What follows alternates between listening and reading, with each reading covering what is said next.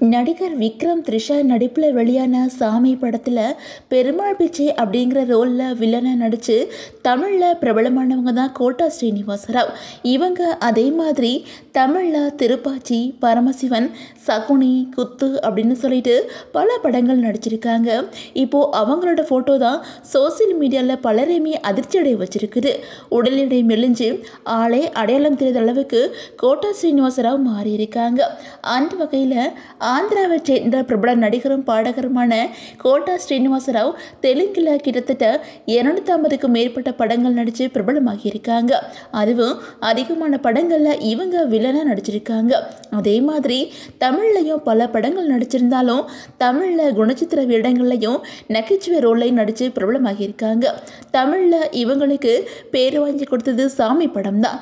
அந்த படம் தான் இவங்களுக்கு பெரிய அளவில் பேர் வாங்கி கொடுத்துருக்குது. அது மட்டும் இல்லாமல் இவங்க நடிகராக மட்டும் இல்லாமல் 1999 இருந்து 2004 வரைக்கும் ஆந்திர பிரதேச விஜயவாடா கிழக்கு தொகுதியில் சட்டப்பேரவை உறுப்பினராகவும் இருந்திருக்காங்க. தமிழில் முதலாக மாசி அப்படிங்கிற படம் மூலமாக இவங்க அறிமுகமாகி அதுக்கப்புறம் தாண்டவம் படம், மம்பட்டியான் அப்படின்னு சொல்லிட்டு கிட்டத்தட்ட 30 படங்களுக்கு மேலே நடிச்சிருக்காங்க. இவரோட நடிப்பு பார்த்து வியந்து போய் தான் ஹரி இவரை சாமி படத்தில் நடிக்க வச்சிருக்கிறாங்க. இந்த படத்தில் இவர் பெருமாள் பிச்சை அப்படிங்கிற ரோலில் ஹீரோவிடவும் பெஸ்ட் அப்படின்னு சொல்கிற மாதிரி தான் தன்னோட நடிப்பால் மிரட்டி இருப்பாங்க. இவரோட வசனங்களும் அதுக்கேற்ப முகபாவங்களும் தனித்துவமாக இருக்கும். பார்த்ததும் பயமுறுத்துற மாதிரி தான் இவங்க நடிப்பு அந்த படத்தில் இருக்கும். அதை தொடர்ந்து 2001 வெளியான கோ அப்படிங்கிற படத்தில் நடிச்சிருந்தாங்க. அதுக்கப்புறம் அதிகமாக எந்த படங்களையும் நடிக்கவே இல்லை. இவருக்கு தொடர்ச்சியான வாய்ப்புகள் வந்தாலும் அதை தவிர்த்து தான் வந்தாங்க. இந்த நிலையில தான் சமீபத்தில் சில மாதங்களுக்கு முன்னாடி இவங்க இறந்துட்டாங்க அப்படிங்கிற செய்திகளுமே பரவுச்சு. அதை பற்றி நான் இறக்கலை, நான் உயிரோடு தான் இருக்கிறேன் அப்படின்னு சொல்லிட்டு இவர் வீடியோவுமே வெளியிட்டிருந்தார். அதே மாதிரி கோட்டா ஸ்ரீனிவாசராவ் ருக்மணி அப்படிங்கிற மனைவியும் அவங்களுக்கு பிரசாந்த் அப்படிங்கிற மகனும் பவானி, பல்லவி அப்படிங்கிற மகள்களுமே இருக்கிறாங்க.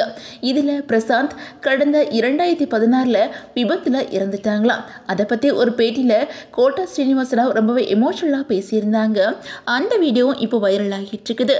அதில் அவங்க என்ன சொல்லியிருந்தாங்க அப்படின்னா, 2016 என்னோட மகனுக்கு வெளிநாட்டில் இருந்து பிரத்யேகமான பைக் ஒன்று வாங்கி கொடுத்தோம். அந்த பைக்கில் ஹைதராபாத்தில் என்னோட மகன் வந்துட்டு இருக்கும்போது எதிர்பாராத விதமாக லாரி அவன் மேலே மோதி இறந்துட்டான். அவனோட இழப்பை என்னால் தாங்கிக்கவே முடியல. ஒவ்வொரு நாளும் இதை நினச்சி நான் அழுதுகிட்டு தான் இருக்கிறேன் அப்படின்னு சொல்லியிருந்தாங்க. அதனால் என்னால் சினிமாவில் தொடர்ந்து நடிக்க முடியல அப்படின்னு சொல்லிட்டு அந்த பேட்டியில் ரொம்பவே எமோஷ்னலாக பேசியிருந்தாங்க.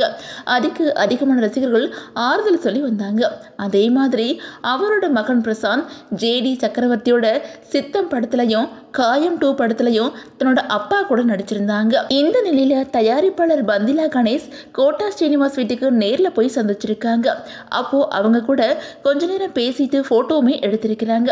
அந்த போட்டோவை தன்னோட ட்விட்டர் பக்கத்தில் ஷேர் பண்ணியிருக்காங்க. இந்த போட்டோவில் கோட்டா ஸ்ரீனிவாசராவ் மெலிஞ்சு காணப்படுறாங்க. கால்களில் புண்களுமே இருக்குது.